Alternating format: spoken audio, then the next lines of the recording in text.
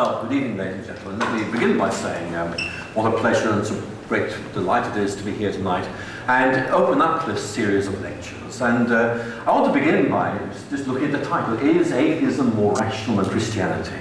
When I was 15 or 16, I knew the answer to that question. I was very, very clear that atheism made a lot of sense, and Christianity was kind of well, at best it was vague. At worst, it was just really an indefensible intellectual running away from evidence. I just couldn't see for the life of me why anybody would want to engage with religion or Christianity, because it seemed so obvious to me. Of course, when you're 16, things do look very obvious, that this wasn't really a defensible option for a thinking person. So if I had known all those years later, I'd be speaking, in effect, saying atheism is not more rational than Christianity, I think I would have been very surprised. What I want to do in this talk is just open up some of the questions that I'm sure many of you will have about the rationality of faith, about the kind of reasons that people have for faith, and I'll be making connections with science and various things as we go along. And I'm sure my three very distinguished fellow speakers will also be touching on some of the things I'm talking about tonight, but that will just make it all the more interesting for the rest of the series. So where should we begin? Well, I think we'll begin here by drawing this distinction, which I think is really, really interesting. I want to draw a distinction between rational and rationalist. In other words, between something that is reasonable and something which actually is saying reality is limited to what reason is able to prove. Reasonableness is something very, very different from, in effect, relying only on what reason can prove. I put on the screen a quote from C.S. Lewis. This is from his autobiography, Surprised by Joy. And many of you will come across this quote. He's talking about his dilemma as a young man. His mind told him atheism was right, but something deeper within him was saying, look, it's not that simple. There is something much deeper, much more interesting that you have failed to grasp. And in effect, it is intruding on you and saying, look, wake up. There is a bigger world than you think. It's not irrational. It's just going beyond the limits of reason. And look at that beautiful quote. On the one side, a many-islanded sea of poetry or myth. On the other, a glib and shallow rationalism. And I think looking back on my own early period, I would have, in effect, been someone who went for that glib and shallow rationalism. Something that said you only believe what you can prove, and thus, in effect, limited yourself really to the worlds of logic and mathematics. But let's move on and look at a very frequently encountered issue, which is, look, surely science and religion are in conflict. I mean, you can't talk about faith being rational when it's so obvious that there is this tension between science and religion, and it's very often summarized in this idea of the warfare of science and religion. And I want to say to you, there is a little bit of truth in this. There's no doubt there have been times when, for example, this scientist or that religious person have been in conflict.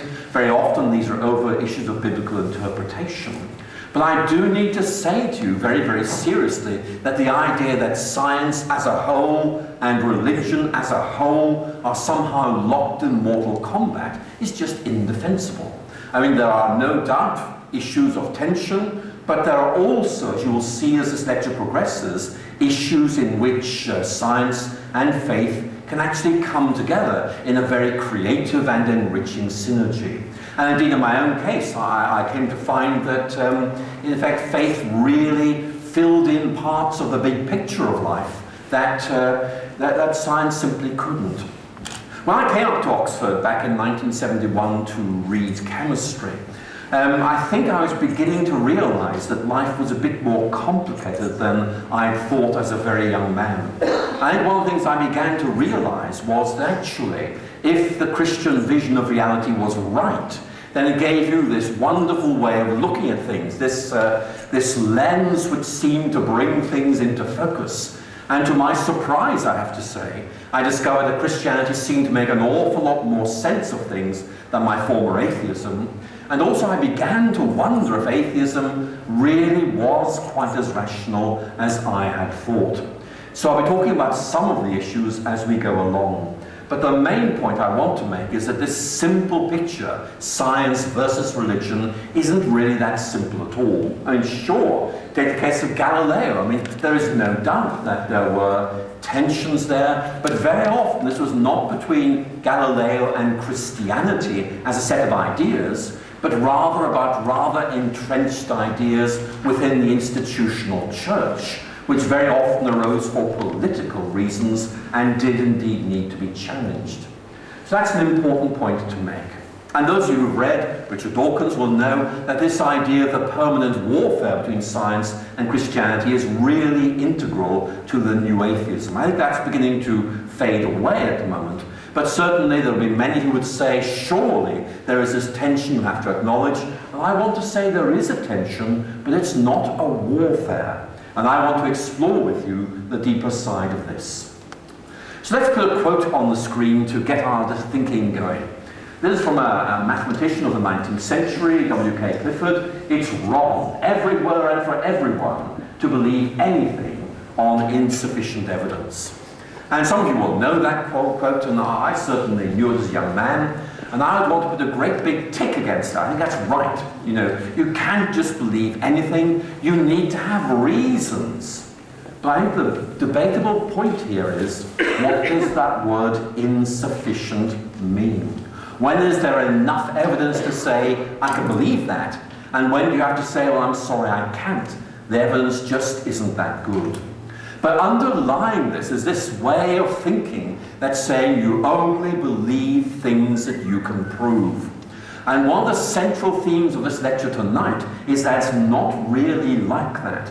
That faith is just a part of everyday life, whether we're talking about ethical beliefs or social beliefs or religious or anti-religious beliefs. We very often find ourselves in a position where we have to trust things which cannot absolutely be proven. And I hope as we go through this lecture, it'll become clearer what I mean by that. So let's just look at some simple statements. Let me put 4 on the screen. Now, I personally don't think with much difficulty with the first of these. I think you will all agree that 2 and 2 make 4, and that's true. I'm not quite sure what difference it's going to make to you, but it is true that whole is greater than part. Once you realize what the word whole and part mean, that just follows. The sun is about 93 million miles away from the earth, give or take. I haven't actually tried walking it myself, but I'm prepared to trust it. But look at the 4th one. Democracy is better than totalitarianism. Now, I think that's right. And actually, that's quite important for me. But if you were to say to me, can you prove that? You know, I think I have to say, well, no, I can't. But I do think it's right. And I think I am right in committing myself to that and living out my life on its basis. And that really is a position that many of us will find ourselves in, that there are certain really important beliefs that give foundation and animation to life, and we can't actually prove them, even though we know deep down they have to be right, and we live out our lives on that basis. Now, some of you will gather from my name, though not my accent, that I'm Irish. I'm afraid I lost my Irish accent. Those of you who heard my Irish accent when I was younger were probably quite glad that this happened. But I'm going to talk to you about leprechauns, and I may offend some people in this audience. First of all, that is what leprechauns might look like. Now, this is by an American artist. And I have to say it's just a little bit conjectural. If you're so far away you can't see this on the screen, then you are most fortunate. It is a hopelessly idealized, romanticized vision of what leprechauns might look like. Of course, for me, there is no such thing as leprechauns, and that's why I think may cause offense to one or two of you. Why not? Well, let me make some suggestions. The problem with leprechauns is you can't see them, you can't hear them, you can't touch them, you can't smell them, you can't taste them. In other words, there is no tangible reason to think that these things are right. So you might say that's a very good set of criteria to use to judge whether something is right. I just want to say to you, it's not quite that simple. Let's look at something else. Let's look at gravity. And I put on the screen the name of Isaac Newton and also a rather nice picture of what is a descendant of Newton's apple tree. And you all know that Newton, in effect, made a connection. the reason why an apple falls to Earth is the reason why the planets orbit the sun. In effect, he was saying there's a connection there, and it's called gravity. But Newton was always very uneasy about this idea of gravity, and there are several very good reasons for it. They're rather like leprechauns. You can't see it, hear it, touch it, smell it, or taste it. But I want to suggest to you that is not a problem. Because even though you can't do any of these things, nevertheless the idea of gravity makes so much sense that you just say, look, in this case, we go with it. And that does seem to me to be a very important point. That where the evidence points and suggests, there are times when we have to go beyond the limits of reason and say we can't absolutely prove it, but we really do think this makes an awful lot of sense. And again, the point I'm going to be making is that that's a pattern of thinking we come up against time and time again. So back to Clifford. I mean, I want to say immediately, I agree with him, that we really do need to be able to give reasons for what we think, but we cannot prove everything we believe. In fact, I'm going to go further and suggest to you that the kind of truths that we can prove are shallow truths. They're not the kind of truths that are going to give you a reason to get up in the morning, to give you hope, to give you a vision of what the good life is and how you might lead that life. We need more than that if we're going to live our life as human beings. And that in many ways is the dilemma of being human, that we need more than reason is able to deliver. And that does not mean we are being irrational and leaving reason behind. It means simply that we recognize its limits and begin to find ways of getting past these limits without being irrational. Now, Richard Dawkins has some quite strong views on this, and this is a quote from his Selfish Gene, a very good book, I think, written quite a long time ago, where he's talking about faith. And he's saying, look, faith is the sort of thing that silly religious people do, but there's no place for faith in science, because science only believes what it can prove. Faith, he writes, is a state of mind that leads people to believe something, it doesn't matter what, in the total absence of supporting evidence. If there were good supporting evidence, then faith would be superfluous, for the evidence would compel us to believe it anyway. And I want to suggest to you that is a very influential way of thinking, but I also want to suggest to you that has a lot of problems. Let's see what those might be. Well, the main point I'm going to make is it's very much a sort of what you see is what you get approach, that reality is limited to what reason and science can prove. But the question is it right? I want you to look at that central statement. If there were good supporting evidence, faith would be superfluous, for the evidence would compel us to believe it anyway. Is it really that simple? I think most of you can see already that there are some little problems there. And I'm just going to begin to explore these with you. And I want to make the point that Dawkins fails to make a critical distinction between the total absence of supporting evidence and the absence of totally supporting evidence. That seems to me to be a critical distinction. One is saying, look, there's no evidence for that. There's 100% evidence for that. We go with that. The other, the absence of totally supporting evidence, is saying, look, there are good reasons for thinking this is right, but we can't absolutely prove it. But we still think we are justified in making that move. And we need to give an example, I think, to make more sense of this. So I put on the screen a picture of an Enigma machine. And many of you will know all about these. These were the machines that the Germans used during the Second World War to encode their military messages. And they're regarded as being unbreakable. You couldn't, in effect, break the cipher and read their messages. And it was incredibly complex, but they began to wonder, because for some reason, British planes always seemed to be where their U-boats were. Somehow the British seemed to know in advance that, this would happen on this day. And the awful suspicion dawned, maybe these guys have broken the cipher. But of course, how could they? It's unbreakable. And so the evidence was ambivalent. It did not prove that the cipher had been broken, but there were reasons for thinking it might have. And in the end, the Germans took the decision that because it was unbreakable, it had not been broken. And in that, I'm afraid, they were not afraid, they were wrong. But you see the point I'm trying to make. The evidence was ambiguous. It could be pushed in one direction, it could be pushed in another direction, and in many ways that's a dilemma we very often find ourselves in. There is an absence of totally supporting evidence.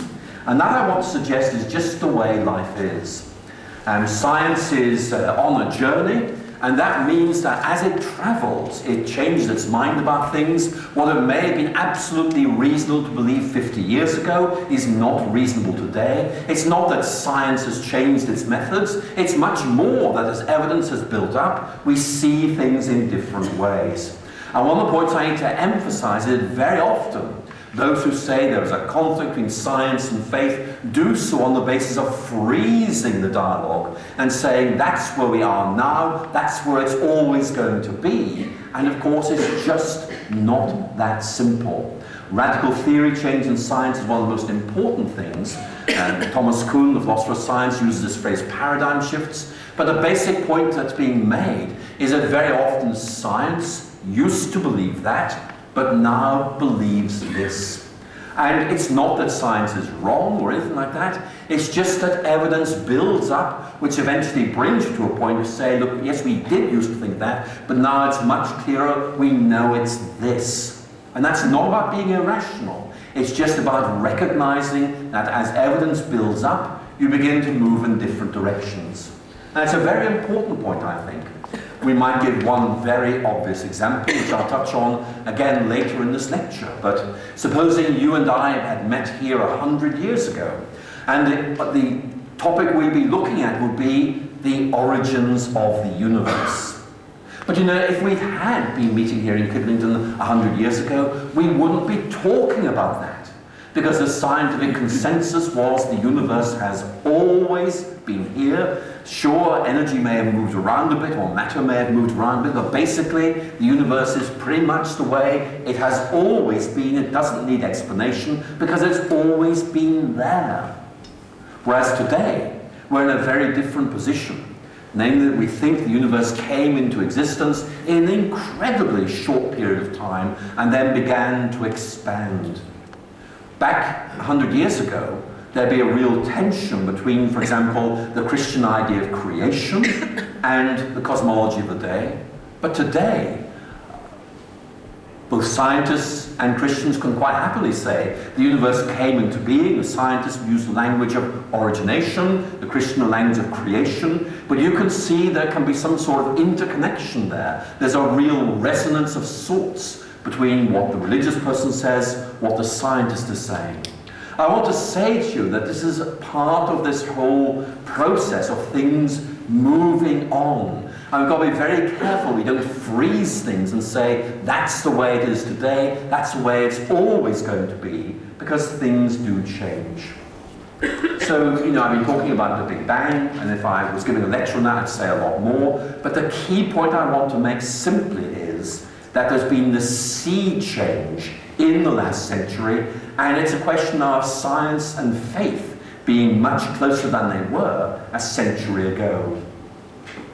Now, we might think of a very famous debate on Radio 3 back in the days when people listened to Radio 3. This is in 1948 between Bertrand Russell and Frederick Copleston, and it's all about the God question. This was a big debate, a whole series of issues like, can we be moral without God?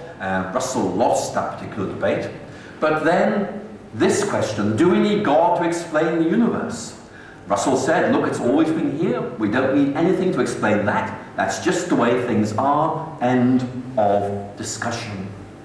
But you can see that the kind of developments I've been talking about move that on in a very interesting direction. And you won't be surprised to know that 50 years later, this was replayed, this time between William Lane Craig and Anthony Flew. Anthony Flew representing the atheist position. And when they got to that question, do we need God to explain the universe? William Lane Craig, in effect, put Anthony Flew in a very difficult position. In effect saying, look, either you're saying the universe came into existence by a process we do not and probably never will understand, or we have to say something or someone started it off. And that is much more consistent with Christianity than with atheism. And Flew was actually quite shaken by that. And although he did not become a Christian, he moved away from atheism, became what I would loosely describe as deistic. In other words, there is some kind of rather generalized idea of God out there. And that seems to me to really bring home how important the point I've been making is. And there are other debates. For example, Dawkins in effect is saying, look, there's no room for faith in science. The evidence points you towards a conclusion which you are compelled to accept because the evidence is so strong. But I want to suggest that that's not really the way things are. Very often in science, you find a situation where the evidence is open to several interpretations. And for reasons that are just too complicated to go into, there are some scientists who would say, look, we aren't just one universe, it's a kind of bubble or raft of universes. It's called the multiverse. Whereas other scientists would say, no, it makes much more sense to say there is just one universe, and that's it. But these scientists, will say, in effect, well, this is what we believe on the basis of the evidence. We can't absolutely prove this. It's not that our colleagues who take the opposite position are fools. It's that the evidence is open to different interpretations. And that's just the way science is. Maybe in a generation's time, things will become clearer. At the moment, they are not. And that seems to me, again, to be very important. When I became a Christian, discovering the explanatory capaciousness of Christianity, that really helped me to realize that actually science was very, very good at filling in part of this big picture of life, but not everything. And you needed, in effect, some way of filling in other areas. And it seems to me that's a very important role that Christianity plays. So the point I'm making now is that faith is just a fact of life. When I was younger, I was an atheist. I believed then that atheism was more rational than Christianity. I believed then that there was no God. Now I take the different position that I believe there is a God and that Christianity is more rational than atheism. But what I want to emphasize is this: those are both faith positions. When I was an atheist, it was a faith position. I believed there was no God. I couldn't prove it, but it seemed to me that was right. Now I'm in a different position where I take the view there is a God. And there'll be many of you in the audience tonight who will know exactly what I mean. That in effect you cannot prove, but something deep within you says this is right. And Terry Eagleton here, a very influential cultural critic, makes a point which I think is well worth hearing. We hold many beliefs, he writes, that have no unimpeachably rational justification. In plain English, that we can show to be right, but are nonetheless reasonable to entertain. What he's saying is, you can't prove this, but it's still reasonable to believe this. I want you to hold that distinction in your minds. I'm coming back to it because it really is important. Or again, a very important feminine voice, Julia Christopher, a very well-known philosopher. Whether I belong to a religion, whether I be agnostic or atheist, when I say I believe, I mean I hold as true. This is something I can trust. And those of you who studied philosophy will know that there's been this major shift really over the last 50, maybe 60 years, from the view that you find in Descartes or Spinoza, you prove what you believe, to the view you find in the later Wittgenstein or Heidegger, which basically says, look, we have certain beliefs that we think we can trust, but we know we can't absolutely prove them. That's just the way it is. And we've got to get used to the fact that there are an awful lot of things in life which we rely on but can't actually prove. And again, I'll come back to that in a moment. So I've been talking a bit about faith and reason. I think I need to talk about this a bit more. I want to suggest to you that Christian faith is not irrational. It's not running away from reason. If you read C.S. Lewis, or if you read Thomas Aquinas, or you read Keith Ward, who'll be speaking to you later, you'll see that they are saying, look, this makes perfect sense. It all hangs together really, really well. It's just that you cannot absolutely prove this. And that's not because there's something wrong with these beliefs. It's because human reason is unable to take you all the way. That's just the way human reason is. And you might find it helpful to draw a distinction between proof and justification. Proof is what you can do in mathematics and logic. For example, 2 and 2 make 4. That's absolutely certain. But it may be cognitively certain, but I want to suggest to you it's existentially not very important. It doesn't help you figure out what the meaning of life is. It doesn't give you a basis for your ethics. And the point I want to make is that justification is saying, look, I think we have good reasons for saying this is right, even though we can't actually prove it. And that, I think, is basically the situation we find ourselves in, human beings. We long to be able to prove everything. It'd be wonderful if we could. But it's just not like that. And we've got to work with this lower form of certainty, which nevertheless we believe we can trust in some situations. So we might think of this idea, which is very much the way a scientist would think, which is to say, look, one of the questions we can ask is, here's one way of thinking, here's another way of thinking. Which of them make most sense of what we observe in the world around us, or what we experience within us? The phrase empirical fit is sometimes used, but basically it's just saying, look, which of these ways of thinking fits the evidence best? And you can do this, I think, in a very satisfactory way. Now here's Richard Dawkins, a very famous quote from his book, River Out of Eden. He writes, "The universe we observe has precisely the properties we'd expect. If there is at bottom no design, no purpose, no evil and no good, nothing but blind, pitiless indifference."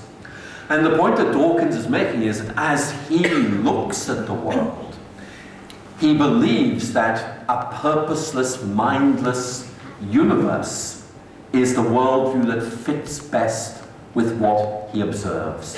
He's not saying he can prove this is the case. He's saying it seems to him that this way of thinking seems to fit the evidence well. And I have no doubt he does think that. But this is a point of view. This is an interpretation. It's not a fact.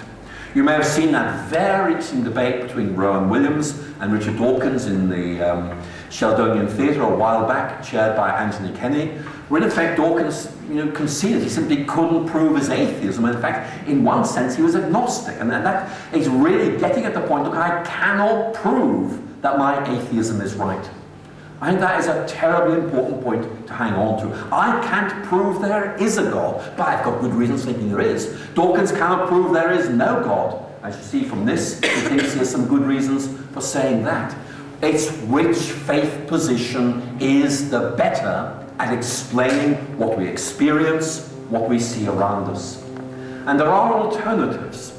This is a sentence I found many years ago in C.S. Lewis. And it really speaks to me very, very powerfully. Some of you will know this. It's from a lecture he gave at Oxford in the 1940s, and it ends with these words: "I believe in Christianity as I believe the sun has risen, not only because I see it, but because by it I see everything else." And the point he's making is, look, that Christianity gives you this way of looking at things, which brings things into focus, which allows you to see further and more clearly than would otherwise be the case. And of course, there are areas of shadow, areas you can't make complete sense of, but Lewis's point is you make more sense of things than would otherwise be the case. And that really is what brought Lewis to faith, this realization that faith makes sense of things. And that's what I found all those years ago when I came up to Oxford and began to think about these things in much more detail. So we might begin to think about the idea of explanation. It's very important for a scientist, And many of you will be saying, well, look, what sort of explanation does atheism or Christianity offer? I would suggest to you there are three broad ways of doing this in contemporary philosophy of science. One of them is, in effect, saying, look, if you can say A caused B, then A explains B. Now, obviously, that's a very interesting approach. It has great application in some areas. If the Christian doctrine of creation is right, it can map on to the idea of cosmic origination and say, look, what you cannot explain by natural processes could be explained by divine action. But that's just a way of looking at this. Then there's Peter Lipton's idea of inference to the best explanation. In other words, we know there are several ways of explaining this, but this one seems to be the simplest, the most elegant, the most productive, the most coherent, and you use those kind of criteria. But it's the third one I want to focus on, and that's the idea of explanatory unification. This is saying, look, the best theory is the one that gives the biggest picture of reality and explains things by showing how they fit into the same picture. And that's a very important way ahead. And we might think of Newton. I mentioned them earlier. Apples fall to the ground, planets rotate around the sun, and what Newton realized was that the big picture of gravity actually accommodated both of these and allowed them to be seen not as two unrelated episodes, but rather as part of the same bigger picture. And so that idea of finding the big picture is a very big theme in contemporary philosophy of science. I want to suggest to you it's very helpful in thinking about the rationality of faith. Why do we think that faith makes so much sense? Now, Stephen Jay Gould is a writer some of you will know. He's a well-known evolutionary biologist. But he makes a point which I think is important here. He says, look, the scientific method just doesn't do God. It doesn't go against God, it doesn't go for God, it doesn't do it. To say for all my colleagues and for the umpteenth millionth time, I think you can sense a degree of exasperation there. Science simply cannot, by its legitimate methods, adjudicate the issue of God's possible superintendence of nature. We neither affirm it nor deny it. We simply can't comment on it as scientists. And that, I think, is an important point. I want to suggest to you that science is neither intrinsically atheist nor intrinsically Christian. It's just science. But nevertheless, there is this question: how does an atheist make sense of science? How does a Christian make sense of science? And for me, the Christian doctrine of creation actually helps you account for the successes of the science. And that seems to me to be a very important point to bring into this discussion. What I'm going to do now is suggest that science and faith give us different perspectives on the same reality. I'm going to talk for a moment about Mary Midgley, a well-known philosopher, and she says, look, try to imagine you're looking at something that's really complicated, and you're trying to say, how do I give as accurate as possible a representation of that? We see it from different angles, and the point she makes is that each perspective builds up to give a total view. Charles Coulson, used to be professor of theoretical chemistry in Oxford, says it's a bit like Ben Nevis. You look at it from different angles, it looks completely different, but you are seeing different aspects of the same thing. And Mary Midgley makes this point with reference to looking down into an aquarium. Here's the point she makes. She says we can't see the aquarium as a whole from above, so we look in at it through a number of small windows. We eventually make quite a lot of sense of this if we patiently put together the data from different angles, but if we insist our own window is the only one worth looking through, we shan't get very far. And the point she's making is we need multiple perspectives on life. I want to say I think she's absolutely right. And you might say, look, a scientific perspective is one. The faith perspective is another. They don't need to be in conflict. They can enrich each other. Science, for example, is very good at telling us how we came to be here, but it doesn't tell us why we're here. Things like meaning, purpose, value, actually are non-empirical issues. And that means they're always going to lie beyond the reach of science. But it doesn't mean that we have to say, well, because science can't answer these things, we cannot give answers. It means that we're able to look for answers somewhere else, and these supplement the scientific vision of things. And likewise, we might say, look, reality is really complicated. We need to engage with different levels of it. So we're not saying different angles of approach. It's much more complex, stratified reality, different levels. And maybe the analogy of boiling a kettle might be helpful. There is a kettle. I found that rather nice picture on the web. And this will kind of just get you thinking about the tea break. But the point I'm going to make is slightly different. There is a kettle on a gas ring. Frank Rhodes, a well-known geologist, says, why is the kettle boiling? He says, look, I can give two reasons. Number one, it's because the gas is burning, converting chemical energy into kinetic energy, and as a result, the water boils. And that's true. But there's a second explanation, which is that Frank Rhodes wanted to make himself a cup of tea.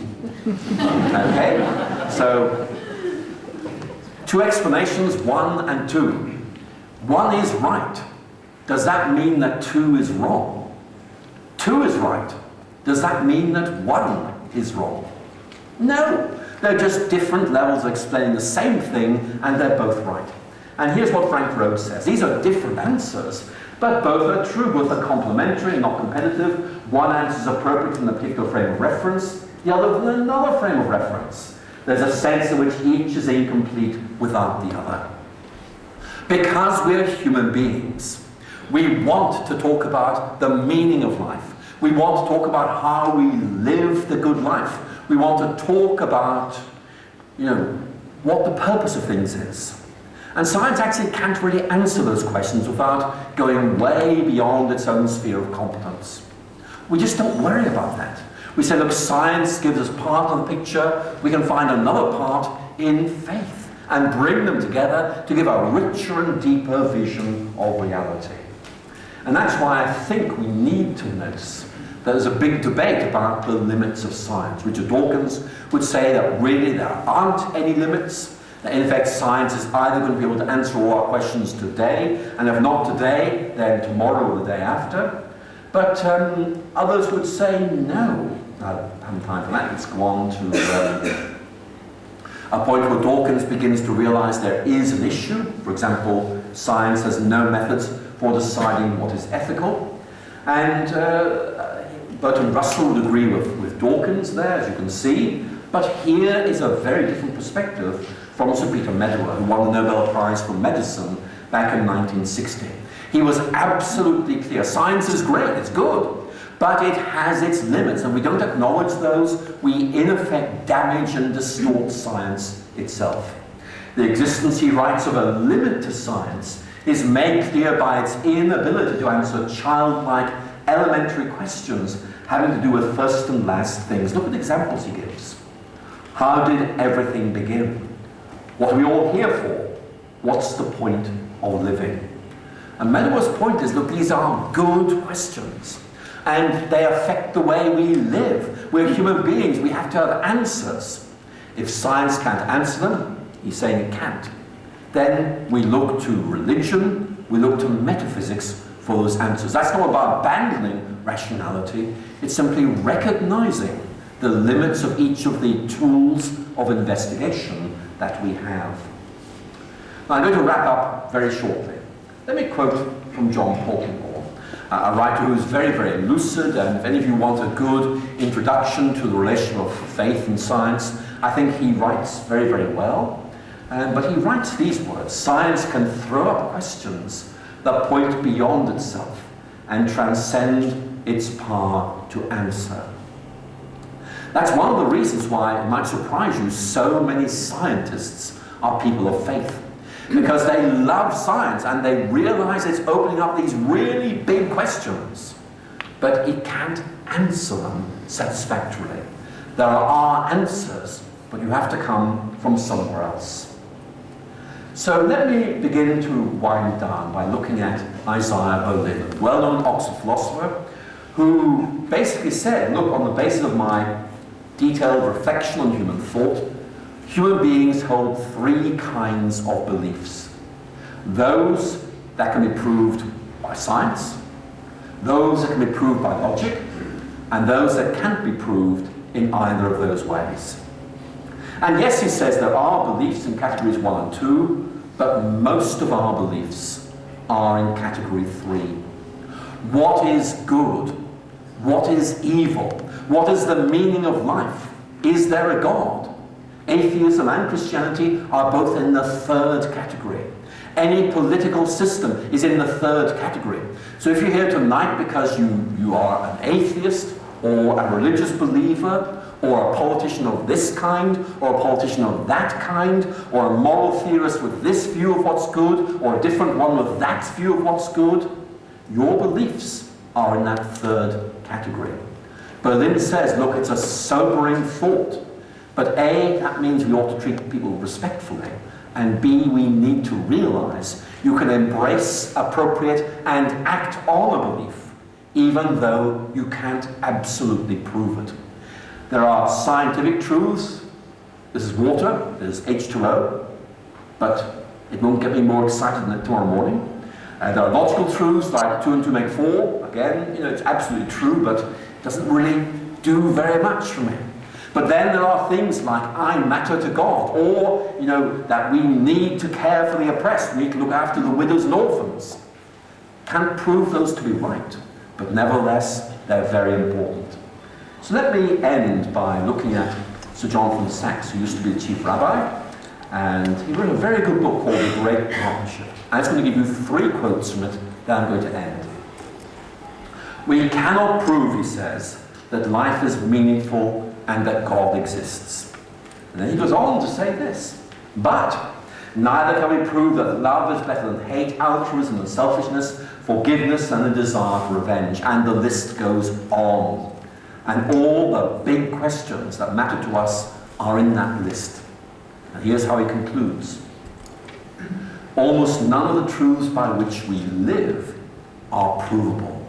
In other words, the things on which you and I base our lives, the things that really matter, we can't prove. Does that mean we're being irrational? No. It just means we recognize the limits of reason. We are reasonable without being rationalist. What I want you to suggest tonight is that that is the position of anyone who believes in God. It makes sense. It makes sense in itself, but it also makes sense of what we see in the world around us, what we experience within us. Now, I used to be an atheist.